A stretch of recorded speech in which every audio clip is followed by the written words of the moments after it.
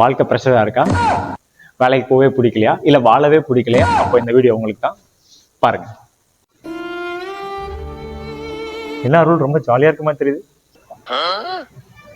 ஆண்டவரே, உங்களுக்கு தெரியாதா நான் என்னை பார்த்தா ஜாலியாக இருக்க மாதிரியா இருக்கு? நானே ஆஃபீஸ் டென்ஷன் ப்ரெஷரில் என்ன பண்ணுறதுன்னு தெரியாமல் இருக்கேன். டெய்லியும் 9 மணி நேரம் ஆஃபீஸ்னா எனக்கு இன்னும் போயிட்டு வரவே 4 மணி நேரம் எக்ஸ்ட்ரா ஆயிடுது. நான் என்ன பண்ணுன்னு தெரியாமல் ஒரு மாதிரி டென்ஷனாக இருக்கேன். நீங்கள் வேற, என்னால் எதுலையும் கான்சென்ட்ரேட் கூட பண்ண முடியல.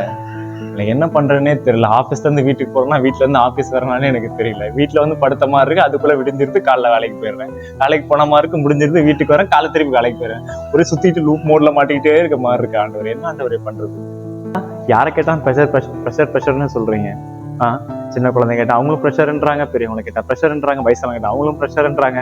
இப்படி நீங்கள் சொல்லுவீங்கன்னு தெரிஞ்சுதான் நான் பைபிளில் ஒரு வார்த்தை சொல்லி வச்சிருக்கேன். பிலிப்பியர்ல 4:6-7 நான் ஒரு வார்த்தை சொல்லியிருக்கேன். நீங்கள் ஒன்றுக்கும் குறித்து கவலைப்படாமல் எல்லாவற்றையும் குறித்து உங்கள் விண்ணப்பங்களை ஸ்தோத்திரத்தோடு கூடிய ஜெபத்தினாலும் வேண்டுதலினாலும் தேவனுக்கு தெரியப்படுத்துங்கள். அப்பொழுது எல்லா புத்திக்கும் மேலான தேவ சமாதானம் உங்கள் இருதயங்களையும் உங்கள் சிந்தனைகளையும் கிறிஸ்து இயேசுக்குள்ளாக காக்க கடவுது. நீங்க இவ்வளவு ப்ரெஷர் ஆகிறதுக்கு காரணமே நீங்க ஒழுங்கா ஜெபிக்கிறது கிடையாது. நீங்க எனக்கு உங்க விஷயங்களை தெரியப்படுத்துறது கிடையாது. அதனாலதான் உங்களுக்கு இந்த ப்ரெஷர். நீங்க ஒழுங்கா ஜெபிச்சிருந்தீங்கனாலும், வேதத்தை வாசிச்சிருந்தாலும், இல்ல எனக்கு நீங்க தெரியப்படுத்திருந்தீங்கன்னா இந்த ப்ரெஷர் உங்களுக்கு இருக்காது. நான் உங்களுக்கு சொன்னாதான் தெரியுமா? நீங்க தான் சகலவற்றையும் அறிந்தவராச்சு. நான் சொன்னாதான் உங்களுக்கு தெரியுமா? ஒரு தகப்பனுக்கு தன் பிள்ளையை பத்தி எல்லாமே தெரியும். ஆனாலும் அந்த தகப்பனோட எதிர்பார்ப்பு அந்த பிள்ளை தான்கிட்ட சொல்லணும்னு சொல்லி எதிர்பார்ப்பாரு.